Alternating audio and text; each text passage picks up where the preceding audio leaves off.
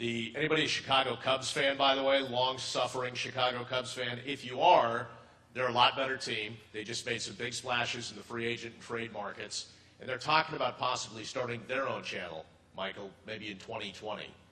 How good a move would that be, given their current state of having these new name free agents and then also a good young core of young players? Well, I think they're in a no-lose situation because, I remember the Seattle Mariners did this several years ago. They used the threat, if you will, of starting their own RSN to get a spectacular increase in the rights fees from the RSN out there. And I see something similar with the Cubs. The team has gone from, last place team to now being a potential World Series winner, as you pointed out. So they have the option. They could either start their own network, maybe bring on some other programming because they're in such a big market, or just use that as leverage to get a much better deal where they currently are. So I don't know. I think either way, it's going to make them much stronger. Yeah, and I agree. I mean, they already have their own network, right? They're partners with Comcast and the other three teams. So the question is, what does it look like in 20 and beyond? And the idea of they're going to have some kind of vehicle, whether it's through Comcast or somebody else, that allows the Cubs brand to get truly valued in the market. And whether that's on their own or with the three other teams, Mike's right. They got a no-lose situation. I believe that increasingly, or at least near term, the value of these deals, if you will, while still measured in dollars in terms of rights fees, a lot of the value is going to be to the flexibility that the RSN or that the owners of the RSN have with the programming. In other words, Chris has talked a lot about all the new types of programming and capabilities and streaming and technology. Okay, but how much flexibility do I have to use that? You use the example of MLB and what they're doing.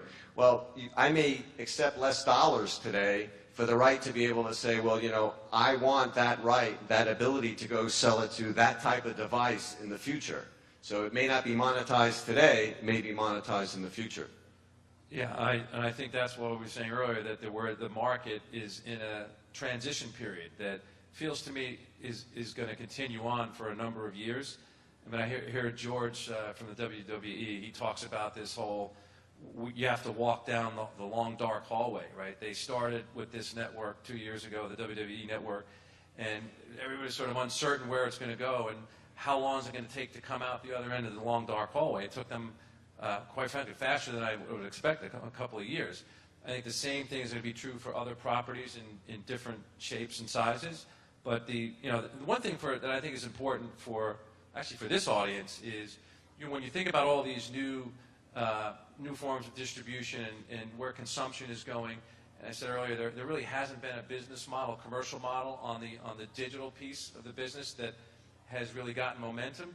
So I think it's critical when you start looking at these enterprises, these sort of team-owned RSN or property-owned networks.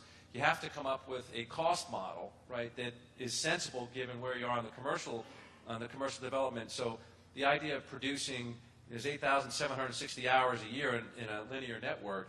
You have to be able to produce high-quality content very inexpensively, and there's some creativity around being able to do that. And I think some of the newer, kind of the digital companies have really started to look at how do you create.